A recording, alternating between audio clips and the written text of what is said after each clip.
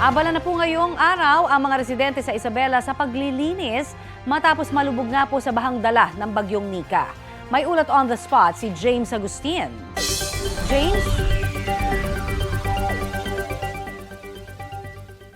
Connie, maganda na yung panahon at maaraw na dito sa Santiago City sa Isabela, pero tumambad yung laki ng pinsala na idinulot ng bagyong Nika sa iba't ibang lugar.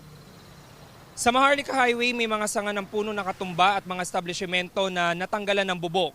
Sa Barangay Batal, may bahagi pa rin na abot binti ang taas ng tubig. Abala ang mga residente sa paglilinis ngayong umaga ng mga nabasang gamit. Ang ilang bahay lubog pa rin sa tubig. May mga bahay din na nilipad ng yero. Ayon sa Provincial Disaster Risk Reduction and Management Council, umabot sa mahigit 7,400 families ang lumikas sa mga evacuation center sa iba't ibang bayan. Katumbas yan na mahigit 22,800 individuals. Problema pa rin ang supply ng kuryente sa ilang bayan tulad dito sa Santiago City. 6 na tulay naman ang hindi madaanan dahil sa umapaw na mga ilog. Ang Magat Dam, 186.39 meters ang level ng tubig hanggang kaninang alas 8 ng umaga. Ang critical level po niya ay nasa 193 meters pero simula kahapon ng hapon ay nagbukas na ng isang spillway gate bilang paghahanda sa inaasahang volume ng tubig mula sa watershed at pag-uulang dulot ng bagyong Nika. Yan muna yung latest mula rito sa Isabela. Balik sa'yo, Connie. Yes, James. So paano naman pinaghahandaan dyan yung bagyong Ophel?